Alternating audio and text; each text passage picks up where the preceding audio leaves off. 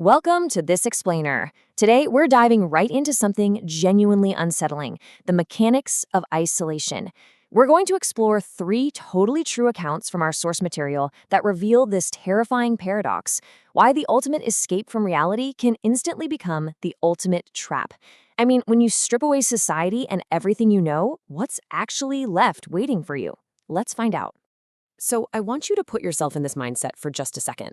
Have you ever been so completely burnt out from work, just totally overwhelmed by life, that you wanted to hit pause? You crave total quiet. You want to go somewhere where absolutely no one can find you. It sounds super peaceful, right? But as we're going to see today, that exact desire for isolation is exactly what leaves you utterly defenseless. Well, that brings us to this quote from our first source. He was a 22-year-old going through that exact kind of severe burnout. He told a coworker he just wanted to get away. And man, he got exactly what he asked for, just in the worst way possible. He wanted to disappear, but instead, someone decided to find him. You see, the main feature of an island is the water surrounding it, right? It acts like a moat, keeping the noise of the world out. But once that last ferry leaves for the day, that exact same water becomes a locked door. You are entirely cut off, and if a threat shows up, there's literally nowhere to run.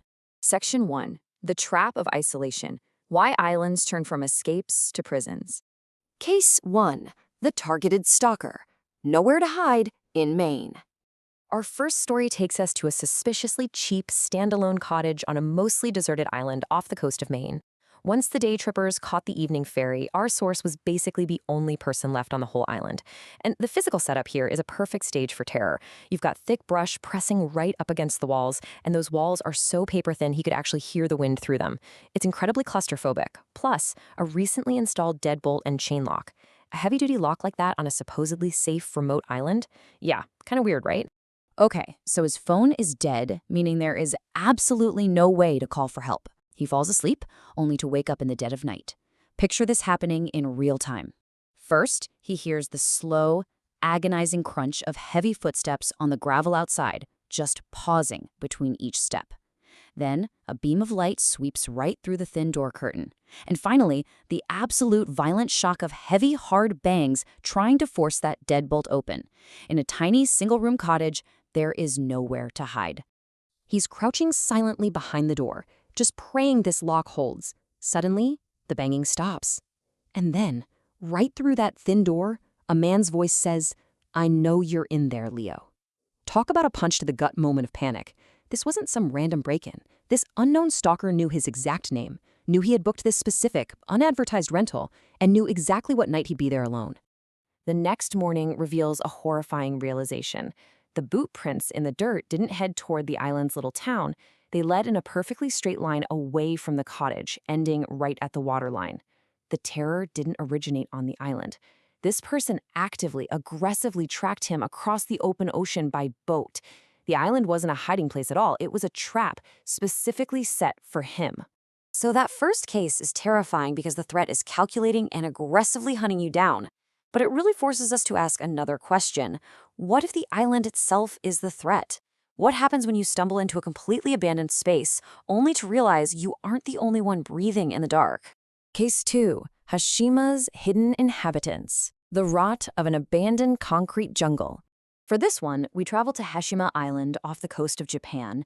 It's this massive, crumbling coal mining facility that's just been left to rot in the ocean since the 1970s.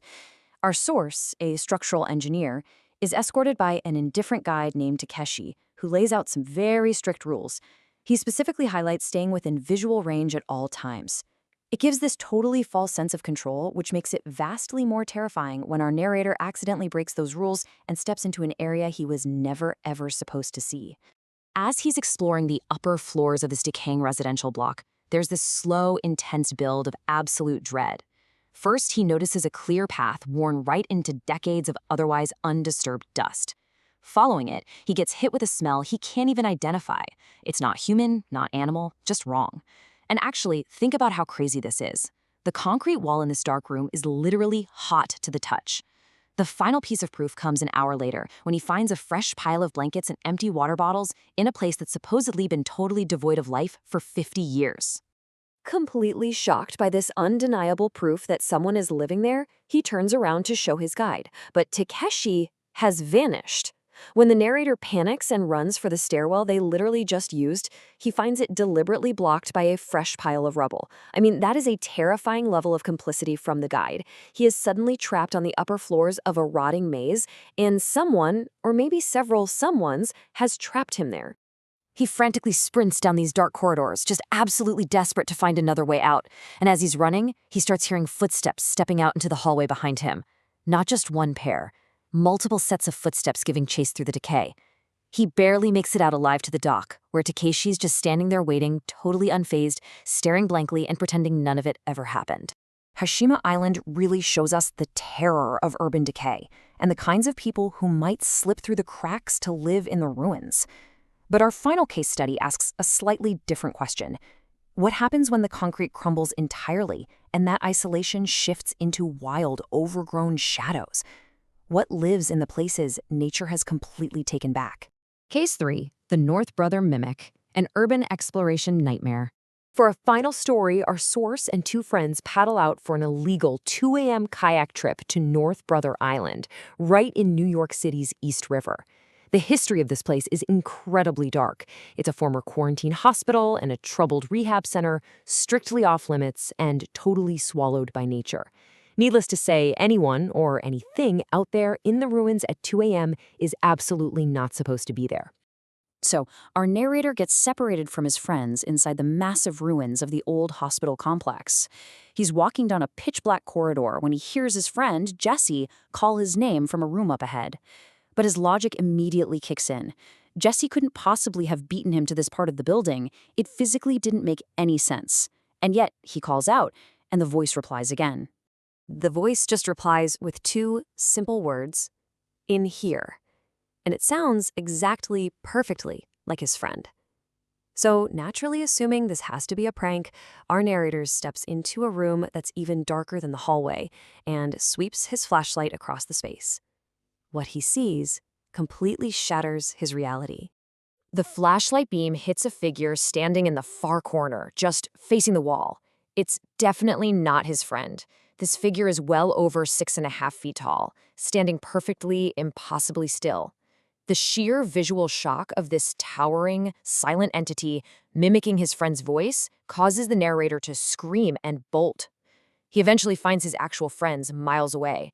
And get this, as they're frantically launching their kayaks to escape, they hear the distinct, chilling sound of an older woman moaning in pain echoing over the dark water right behind them. No way, right? The lasting echo. Let's talk about the scars of island terror. None of our three narrators ever got closure from these events, and it left them with some serious psychological scars. When we break down the mechanics of these encounters, we really see two very distinct forms of isolation terror. On one hand, you have the aggressive human threat, someone using your isolation as a weapon to hunt you across the water. On the other hand, you have the chilling unknown, entities like the hidden inhabitants of Hashima, or that impossible mimic on North Brother Island, just waiting patiently in the dark for you to step into their domain. We build our modern lives around noise, light, and community. But the next time you look out at a dark stretch of water, or you see an overgrown ruin completely cut off from the rest of the world, I really want you to ask yourself this: what truly lives in the places we abandon? Thank you so much for joining me for this explainer, and stay curious.